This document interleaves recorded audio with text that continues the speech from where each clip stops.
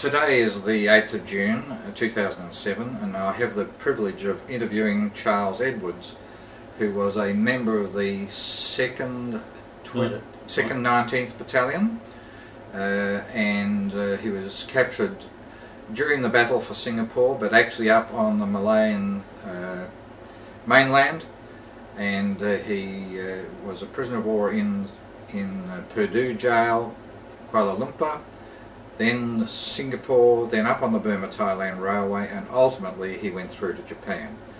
We will now cross to Charles to hear his story in his own words. Charles, thank you very much for agreeing to do this interview today, and also thank you for the support you give me in trying to tell the story of some of the POW experiences. Would you like to start by just telling us briefly where you were born and you're educated, and right up to the point when you enlisted into the AIF? Well, I was born in Tintoldra. People say to me, where is Tintoldra? Well, if you draw a straight line from Melbourne to Sydney, it's where that straight line crosses the Murray River. About 80 miles, as it used to be then, east of Albury-Wodonga. I was born there. Spent my boyhood and school days. There was a primary school there. I went to the primary school. I think I was 7 when I went to school, and I had 6 years of education.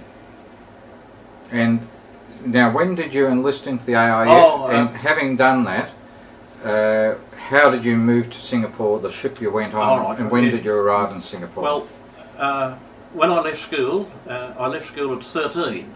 You had to get your merit certificate in those days at 14, but I got mine at 13, so I asked my father if I could leave school, and he said yes. Where are you going to get a job? So eventually I worked on as an unskilled farmhand until a opportunity arose in the local bakery to be apprenticed as a baker, which I did. When I learnt as much as I could about making bread, I discovered that the pound note was the same colour over in New South Wales as it was in Victoria, and I got a job in Wagga. Wagga is a very beautiful city in south New South Wales. Then came 1939, the war broke out on the 3rd of September. I was living in a boarding house. Most of the men living in the boarding house were Brits, and the next day they all joined up. So they said to me, are you going to join up? And I said, oh, it'll be all over in 6 months. But in 6 months, the British had been pushed out of Europe at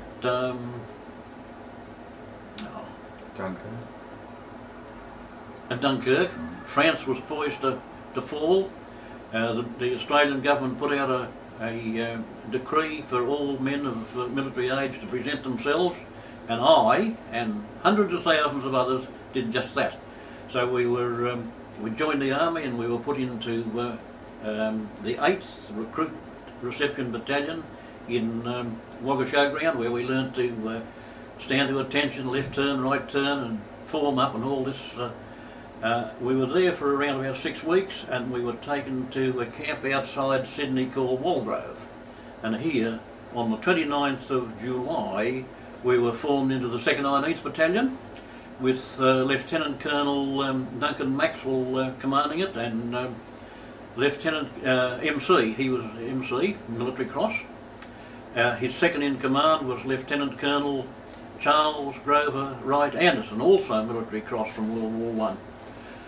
We trained there did company training for around about 6 weeks, and then we were taken to Ingleburn. Ingleburn is the New South Wales equivalent to Puckapunyal here in Victoria. From there we went to Bathurst in New South Wales, where we were engaged in brigade exercises. But when we got to Bathurst, I was selected to go to a runner's school. Now, a runner in the army is a man who carries the orders when war is on. A commander can't yell out to his platoon commander, he's got to have a man to go out and give them the orders. Just for example, in a company there are 3 platoons of about 30 men. They always form 1 up and 2 back. If they strike the enemy, then the 2 back ones might have to go to the left or the right, and that was my job, to go out and tell them to give them their orders. So then we were taken, must have been about, I think it was the 3rd of March, we were taken to number 9 Wharf in Pyrmont in Sydney, and we boarded the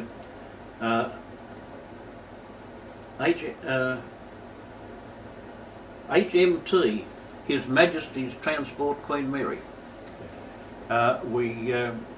When we boarded the ship, we were the strength of an infantry battalion is around about 1,000. The witty ones used to say 1,001, the one being the chaplain. But we boarded that ship, we were 946 men, we were 54 short. So away we sailed to destination unknown. We got, after we were on it a couple of days, it got very cold. We were later found out that we were south of Tasmania. The ship couldn't go through through Bass Strait because if she'd been attacked by a submarine, by an enemy submarine, she'd had no way of escape. So anyhow, we got pulled in at Fremantle, and I think there we took on water. We still thought we were going to the Middle East. We had been trained for the Middle East. In fact, when we were in Bathurst, we were given half a bottle of water to train us to go without water. So we thought we were going to... But when we got to then Java, now Indonesia, the Queen Mary put on a burst of speed and encircled the convoy, and we found ourselves at HMS Seletar. That's the naval base in Singapore. Had you stopped at Fremantle on the way through? Stopped at Fremantle, yeah, to get, and I think it was just to take on water. Yes, and was the Queen Mary the only one that separated from the convoy? The only one. Yes, thank you. Yeah, the others I think went on to the Middle East. Yes. We went into the naval base at Singapore. The one of the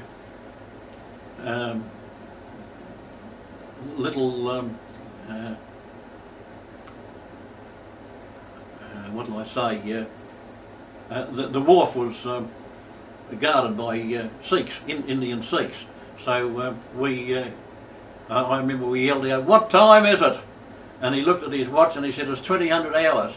And we had to work out what 2000 hours was because we hadn't yet learnt the 24-hour clock. Yes. We were put on a train and taken straight, they called it up country, and I think it was around about 200 again miles, we were still in miles then, to Seremban. Seremban was the capital of the state of, forgotten the name of the state. Anyway, doesn't matter.